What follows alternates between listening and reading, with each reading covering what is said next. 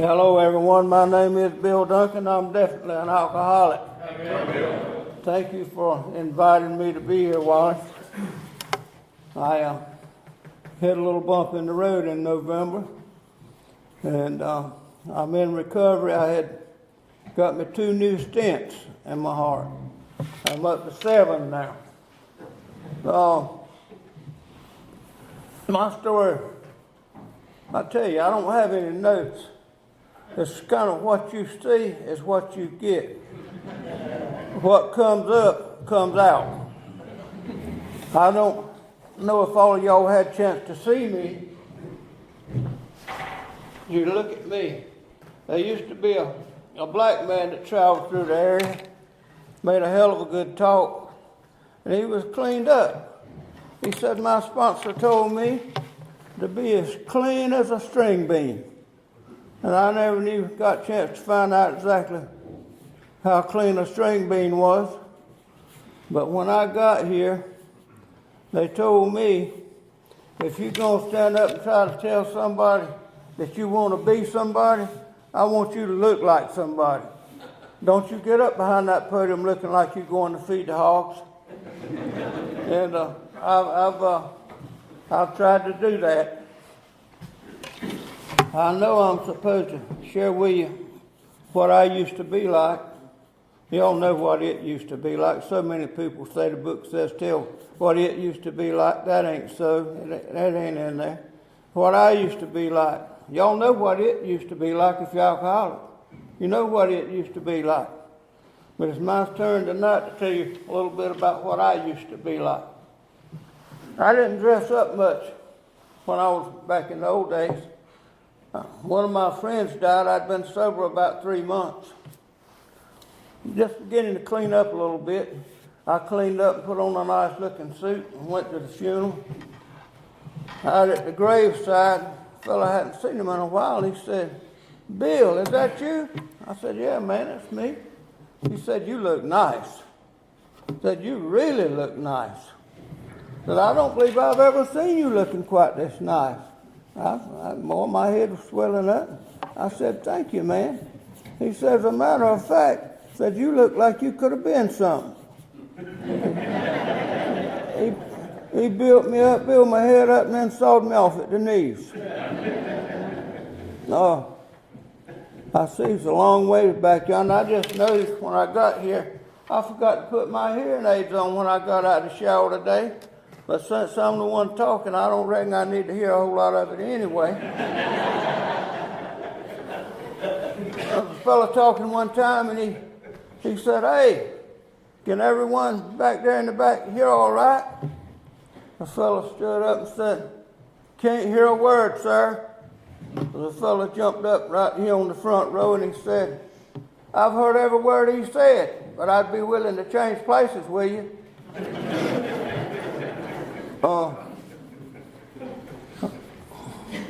Talking about, I reckon people accuse me of being a big book stomper. I pretty much know what it says in the first 164 pages. And I used to say that the book says everything I need, I get in AA. Somewhere along the line, I learned that what it really says is, we think you will find everything you need to begin. I've been leaving those last 2 words off, to begin.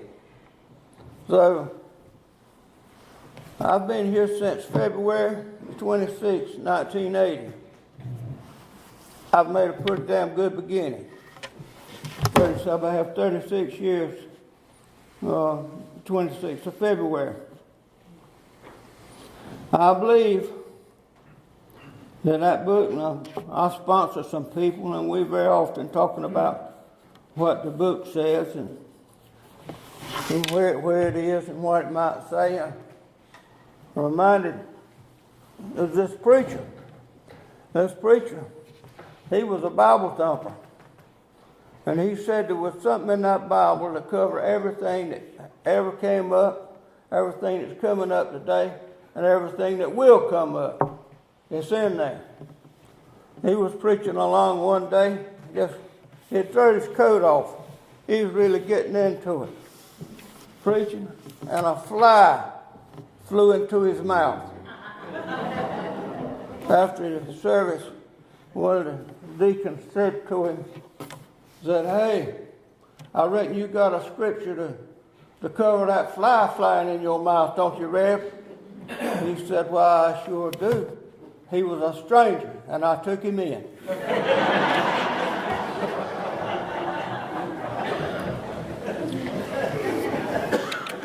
This business of what I used to be like, I very often think about it. There's not a day goes back that I don't remember something from back in yonder, some way. I don't really worry about it or get hung up on it anyway. I learned to say years ago that then was then and now is now, and I'll let it go. But I was born down in Robertson County in 1936 to an alcoholic family. And I don't know no other way to say it. I think when I was born scared. I was full of fear. Now, I might have been 3 or 4 years old when I figured that out. I don't know. But I don't know. I notice now on TV, these women that are carrying children, pregnant, they say you must be very careful what goes on around them because that baby's hearing it all. And I saw on there where some of them were talking, about 6 months old. They'd learned to talk while he was in the womb. I don't know what was going on at that house when my mother was carrying me, but I know when my first feelings that I remember feeling, I was just full of fear. I call it fear. I felt like I was out of place. I really felt like that there was a part of me that was missing. And I tried to figure out for a while what I was scared of. Come to find hell, I was scared of every damn thing. I was just scared. When it got dark, I was scared at night. I thought there might be something out there going to get me. When it was raining, I was scared of the rain, the thunder, the lightning. Back then, they would set the woods on fire in the wintertime. The farmers they said, kill the boll weevil. And I was scared of the damn dog. We had an old family dog there. I was scared of the dog. I never could make friends with the family dog. And he was old and ill. But I was really, really scared of Santa Claus. I don't know. I started school. I was 6 years old. I don't know why I was scared of Santa Claus, but I was in first grade, and they were singing a song about Santa Claus is coming to town. And I think the thing that got me out with Santa Claus was they said he was making a list. He was going to find out who's naughty and nice. I don't know about y'all, but I never did like nobody that's making a list. I don't like list makers. I don't like them. The teacher used to go out of the room and she'd always appoint some little girl to take names while she was gone. And them little old girls would make a list. I don't like people that's making lists. But I was scared of Santa Claus. They carried me to church periodically. They went to church. I didn't know nothing about what was going on there. I don't know what I was supposed to be getting. But it didn't look to me like it was doing my mother and daddy any good.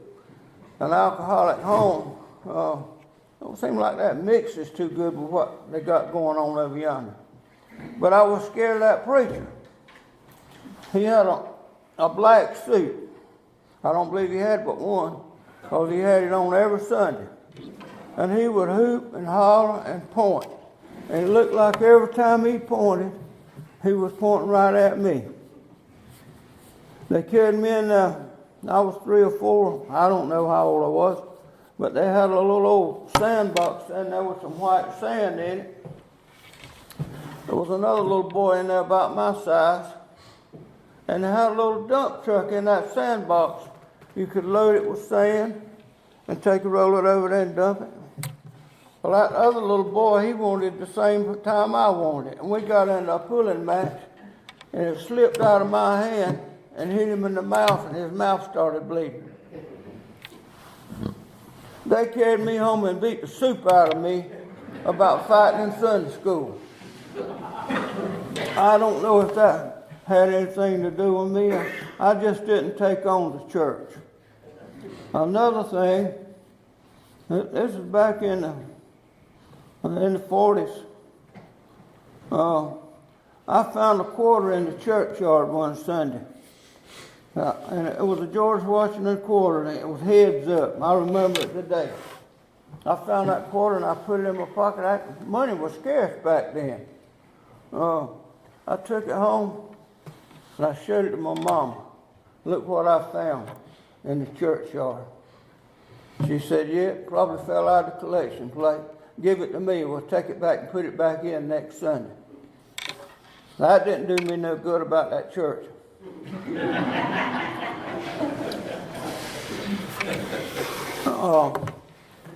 There was no spiritual life, no love, I love you. I don't ever remember. My daddy told me one time, son, I love you. There was no love, there was no touching. Well, really what it was every man for yourself. I had a little sister who was 3 years younger than I was.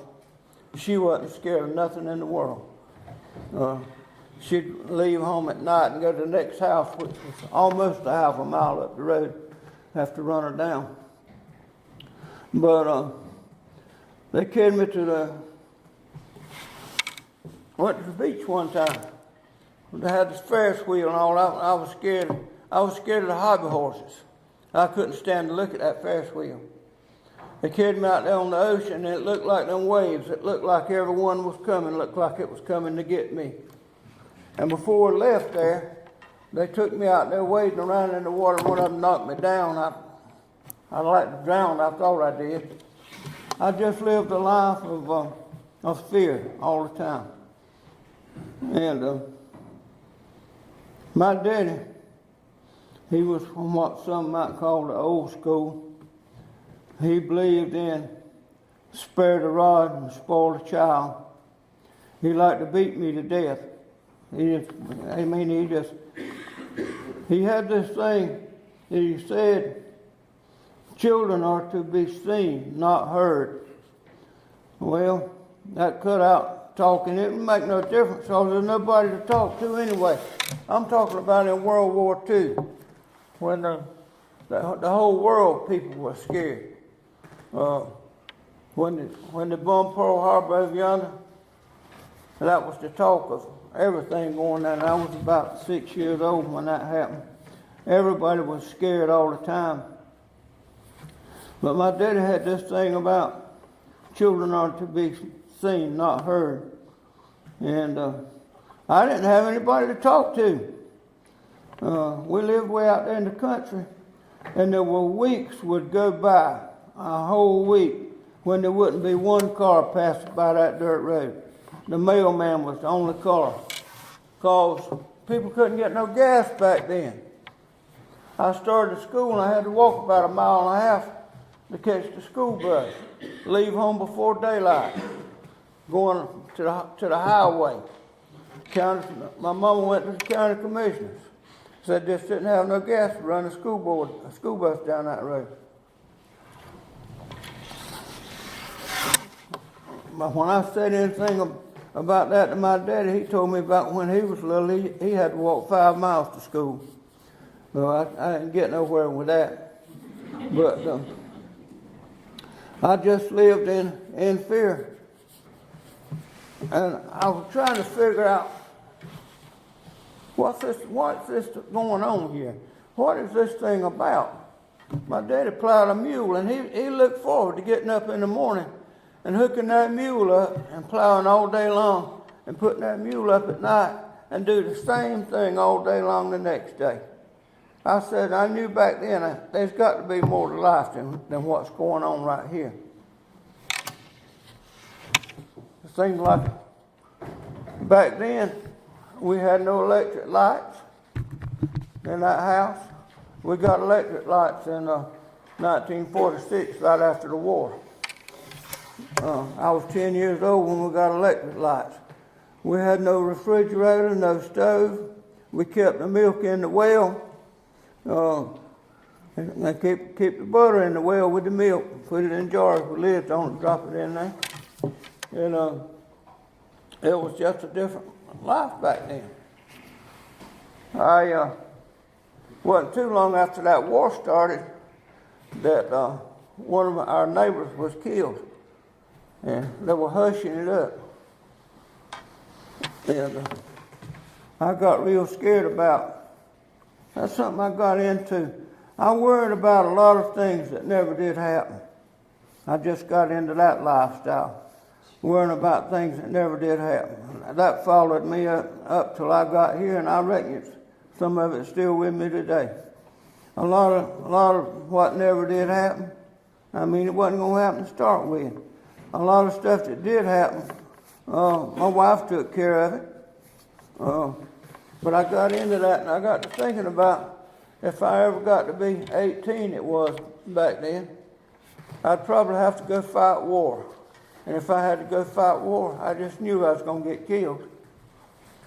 They had a fella, we'd go to the neighbor's house, he had a battery radio. The battery was as big as a shoebox. And there was a man that would come on that radio at night with the war news. His name was Gabriel Heater. He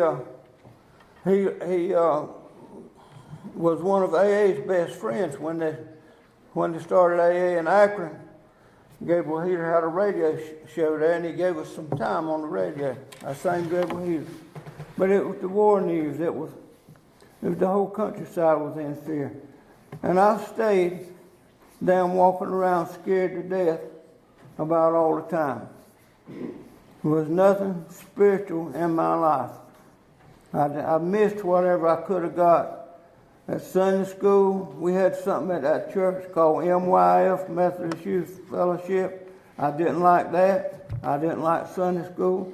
I just hated to go to church worse than anything in the world. Whatever I might have gotten along a spiritual line, I just missed it. I tell this sometimes. I had an aunt that lived in the city. That was the old home place where we lived. And some of them old ones would come back to their childhood home. This lady was from Pennsylvania. And she came at the breakfast table. She had a whole lot of mouth, carrying on, talking, asking a bunch of questions. I didn't know anything about communicating. I was just more or less, I didn't talk. I just didn't talk. It reminds me of something I heard at the meeting one time. It said this little boy was 10 years old, and he never had spoke in his life. They just never did talk. One morning at the breakfast table, all of a sudden the little boy spoke up, and he said, "This damn gravy is lumpy." I said, "Lord, son, you can talk. Why haven't you been talking? We didn't know you could talk." "Lord, have mercy. We're so glad you can talk." Why? He said, "Well, everything's been all right up till now."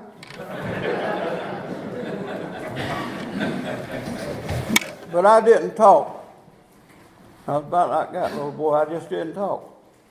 We're sitting at the breakfast table, and this aunt was there. She got the conversation and said, "Son, what are you going to be when you grow up?" Well, I didn't like the sound of that anyway. I didn't know where I was going to grow up or not. I had doubts about whether I'd ever grow up or not. But I didn't say anything. Then she started saying, boy might be a lawyer. My daddy was sitting right over there. He didn't talk much either. And she said 2 or 3 things that boy might be. She didn't name farmer. I reckon she knew I wasn't going to be no farmer. But my daddy spoke up. I must have been maybe 8, 9 years old. I don't know how old I was. My daddy spoke up and said, "I tell you what I believe that boy might be. And I believe that boy might be going to be a poker player." Said, "You look at him sitting there." Said, "He won't nod his head.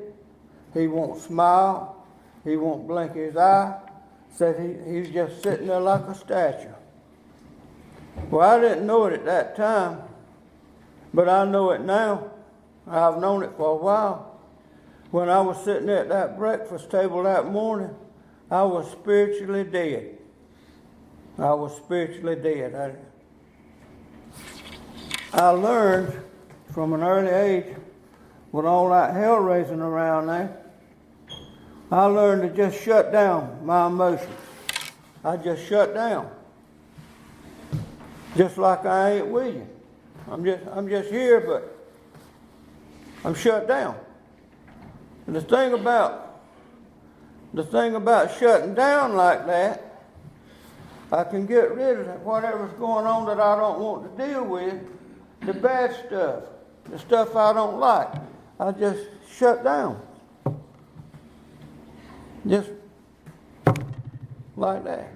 The thing about that, when I shut down to get rid of all this stuff that I don't want, it causes me to miss anything that might be going on that's good. There I was. And I stayed, I'll say, I was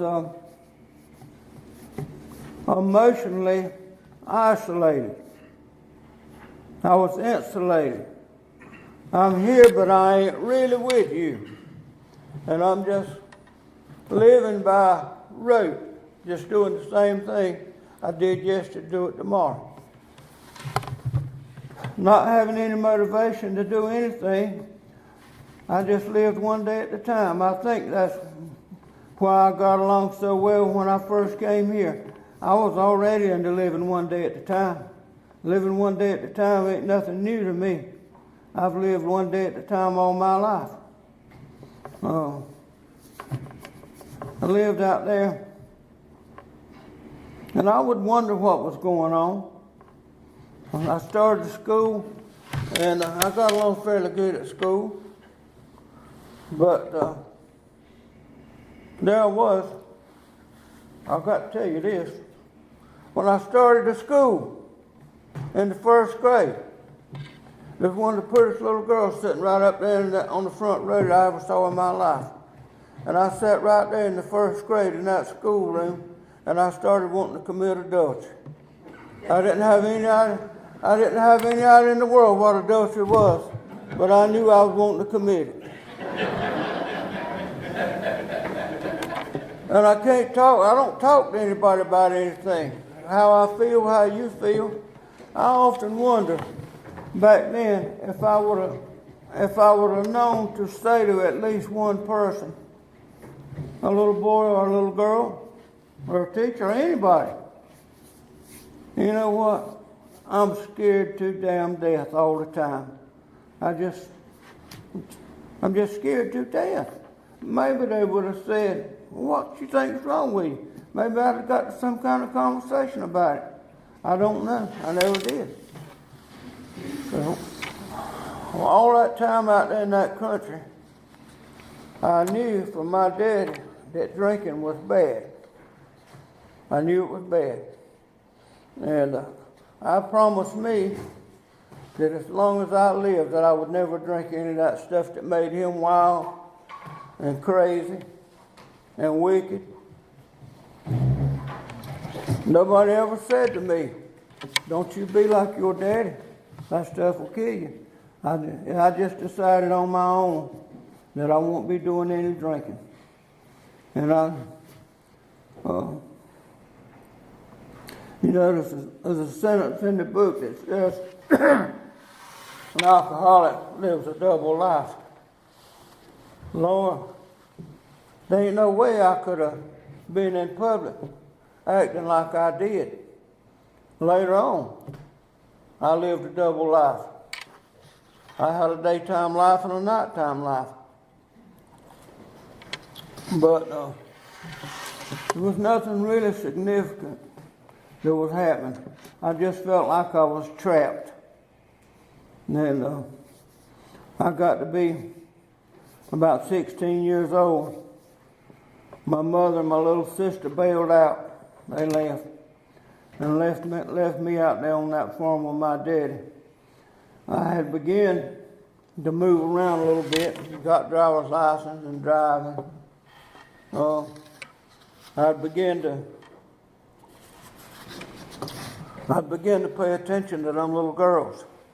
They got to where, well, I noticed them.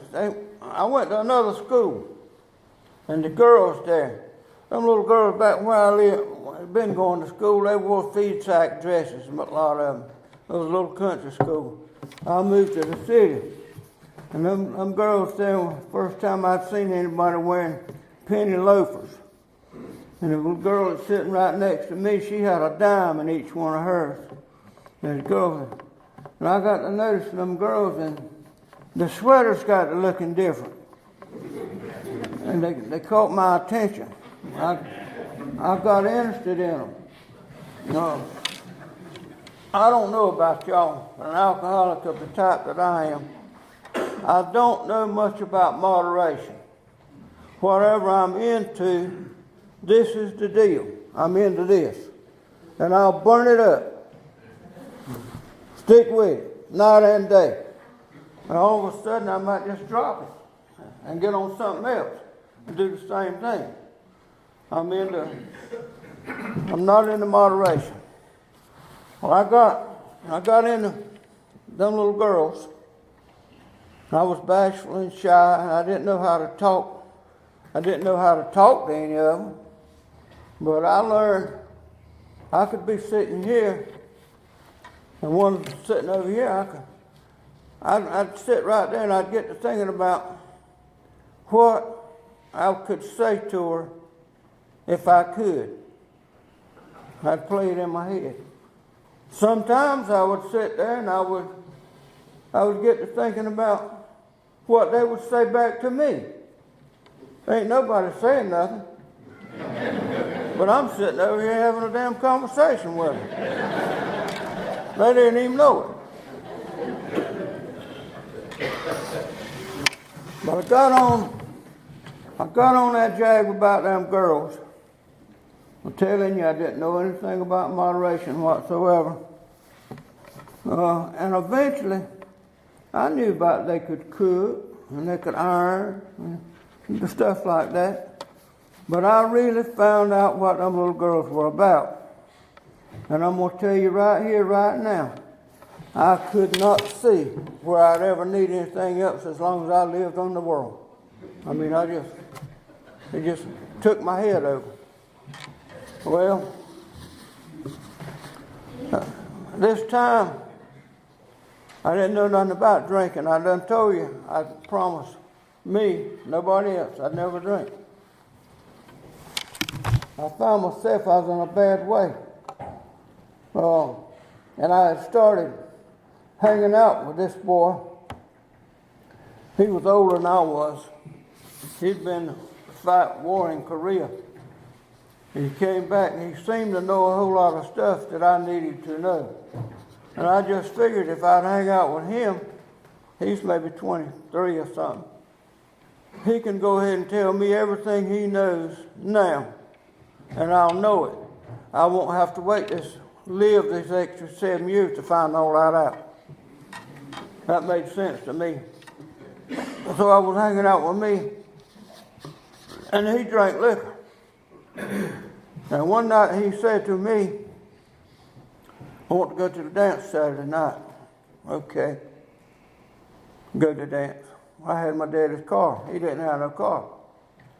So that Saturday night we went to the dance, me and him, way over yonder at Midway, North Carolina.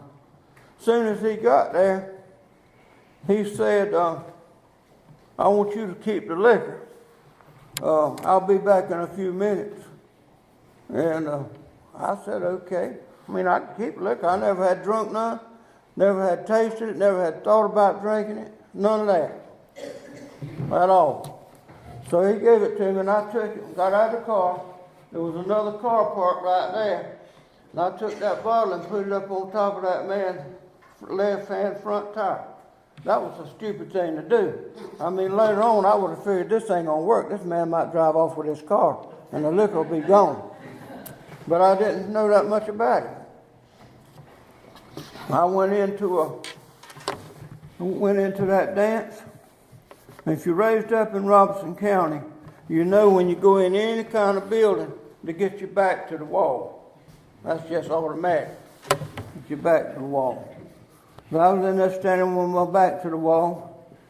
And I realized everybody in this house is having fun but me. And for some reason, I decided, now them some bad words for me, I decided I don't like to decide a whole lot of stuff on my own. You can read in the big book on page 36, there's a man in there named Jim, and he done some deciding. He decided he could drink a little liquor if he just mixed it with some milk. He decided. He 3 times on that page he decided. And at the end of it down there says, and he's back in the asylum again. I decided it ain't always good for me to decide on my own. But I decided I'd taste that liquor. And I went out there and done a paper sack, and I took it, I turned it up, and I drank a little bit. I didn't know nothing about how much I was supposed to drink. I went back in there and nothing happened. I said, must not have drunk enough. I went back and I got to that sack again. I don't know how many times, I don't remember the sequence of it, but I remember the last time that I remember going to that sack, I was trying to walk away from it, and it seemed to me like it had a pull on me, pulling me right back to it. But I went on in there in that room, it was cold. And I stood there with my back to the wall, right there. Probably had my hands folded, and my whole life began to change. It felt so good. It was just like I'd been watching black and white TV, and all of a sudden it come in to Technicolor, we call it back on, a CinemaScope. And felt like I'd been tied up with chains, and all of a sudden somebody loosed me and let me go. I got like I was getting taller. Because all of a sudden, it seemed like knowledge just started raining down on me out of the ceiling. I felt my chest swelling up. I probably had on a pullover shirt, but if I'd had a button-up shirt, I expect it might have popped some buttons off of it. I'm standing there. And what was going on in my head? I tell you, I was bashful and I was shy. And if I would have been standing here and somebody would have come by and said, hey, buddy, you're taking up my space, I would have probably said, I'm sorry, sir, you can have your space. When that stuff started happening to me, if a man would have come by and said, you taking up my space, I would have said, buddy, if you've got any next of kin, somebody needs to be notified.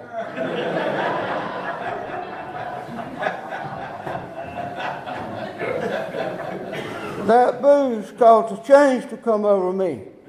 It just turned me into, I would have slapped Superman and thought nothing about it. I got to thinking I could dance. Pretty soon I went into a blackout. But the boys told me the next morning and said, you danced all night long. I looked to see if the bottoms were still on my shoes. I danced all night long. He said, and guess what else? I said, you promised to marry that woman. I didn't know nothing about it. He told me, you had fun. I didn't know where I had fun last night or not. But I got to thinking, man, you have done something you said you would never do it. I started rationalizing then, coming up with an acceptable answer that was something totally unacceptable. And I reasoned that thing out. Anything that's that good, it cannot be that bad. I know what your daddy was like, but his problem was he just didn't know how to drink like he ought to. And from then on, I did a lot of drinking. Well, got married, married a pretty little old girl. Still got her. She was at the house. Not when we left, but I'm on good terms with my wife. I've had her over 60 years, off and on. I've had her over 60 years, off and on. I just got to... I believe God's had me in the palm of His hand from the beginning. There's no way that I could have been where I've been, done what I've done, and been here tonight. Just couldn't have done it. I married the best woman I could have got anywhere in the world, and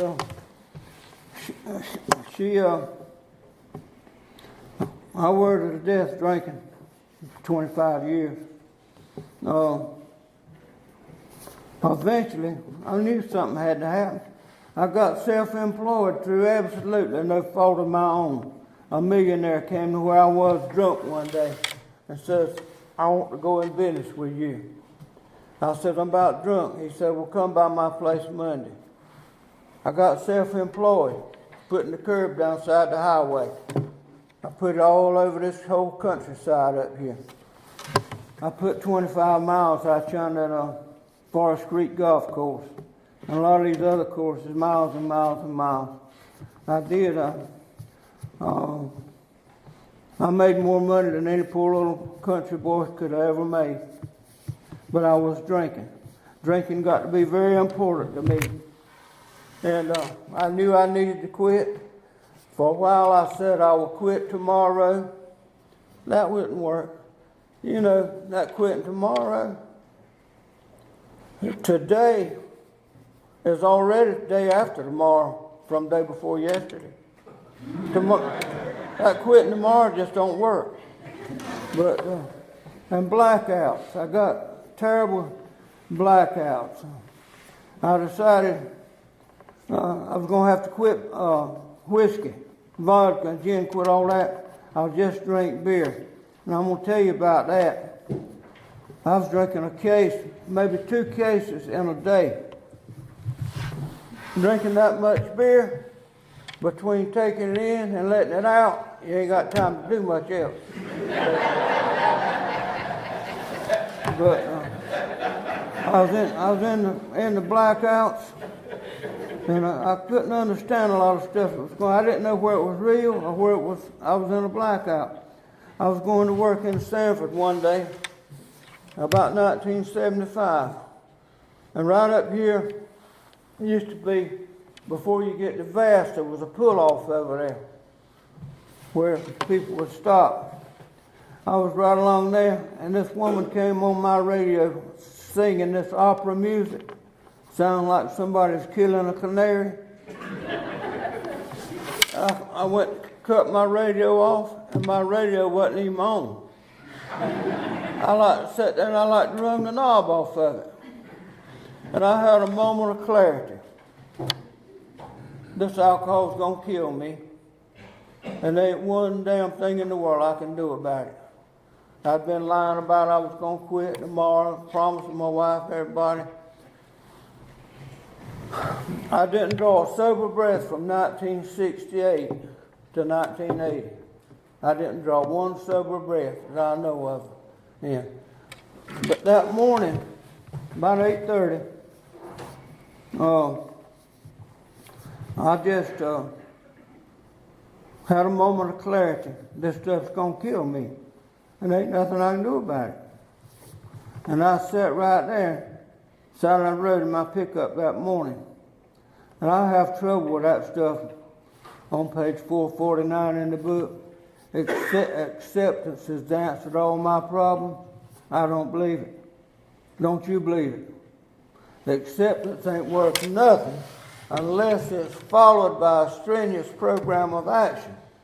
I sat there and I accepted it. I mean, deep down in the recesses of my soul, this stuff's going to kill me.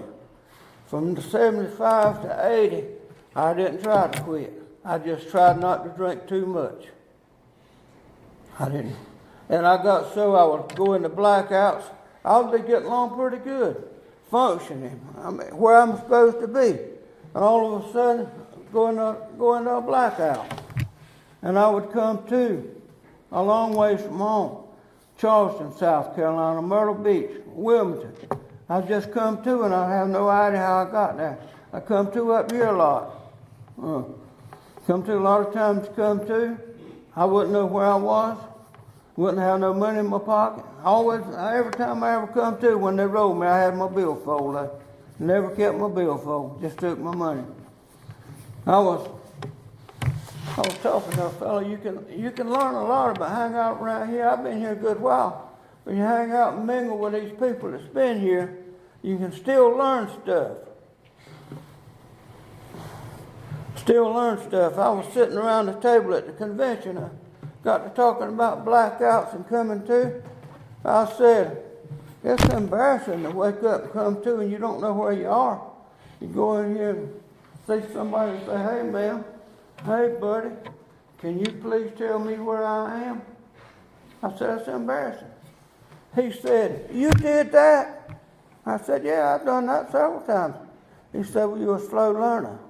I said, that ain't the way you do that. I said, when you walk up to the person, you say, do you know where you are? I said, if they tell you where they are, then you'll know where you are.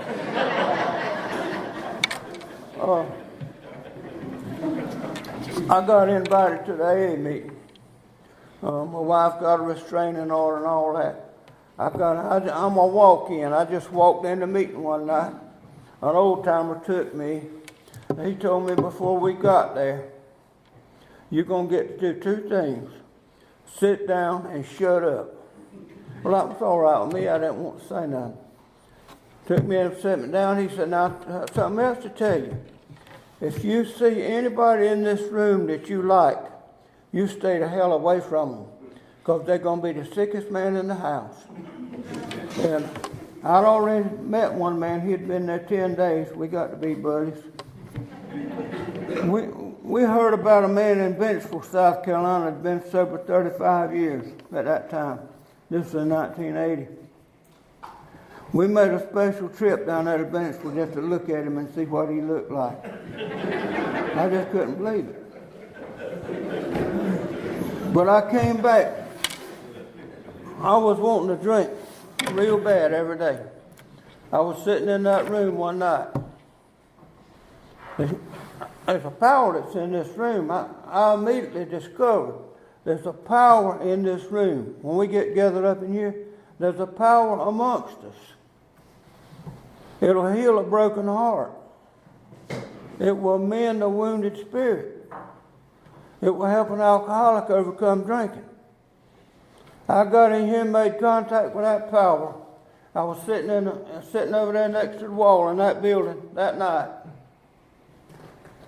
I hadn't done anything about any steps. I hadn't made nobody no promises. I done left my wife. We divided up our stuff. Everything. They say you can't divide a house, but you can divide. A house can be divided. She got the inside and I got the outside. But I was in the AA. Now I'm here. I'm in here for the duration. I knew that. Whatever's here, I came to get it. I was sitting over in a chair with my back to the wall, and all of a sudden it felt like somebody turned a hairdryer on my head. Like it scared me to death. I didn't know what had happened right then, but that obsession to drink was taken away from me that minute. Just like that. I didn't know it, really, till the next morning sometime, I reckon. And I thought, my thought was, well, I'm going to start a new life. Just like I was dead, and they buried me, and they dug me up and said, go live again. I didn't know my past was going to bite me. I didn't know nothing about making peace with my past. And they would get on John, my sponsor, say, Bill doing his inventory. He said, no, he's too sick to do inventory. And I sat right there. He said, I'll let him know when he's going to do his inventory. I eventually got in to cleaning up my past. Hey, a lot goes along with that. I'll say this about making amends. Don't ever wake up a sleeping bulldog. Let that sucker sleep. Don't ever hit a hornet's nest with a fly swatter. That don't work. But I've got everything cleaned up. Mac Bevan sponsored me for about 20 years. I went to Mac one morning. I was worried about something guilt and remorse that set in on me. And I was telling him about this man that was dead. And I wasn't raised up to do what happened between us. I didn't get much raising, but I was feeling guilty about this. And Mac said, well, you know, the book says you can write him a letter. I said, write a dead man a letter? He said, oh, that's what the book says. I said, I ain't writing no dead man a letter. He said, well, suit yourself. It ain't worth me one bit in the world. I went home and I didn't want to write the letter. I went out to the graveyard and I sat down on the coping side of his grave, and I had about a 15-minute conversation with him. I told him, even though you were an old bastard, if I had it to go over with, I'd try to get along with you. Something along that line. And I ain't been worried about that man since then.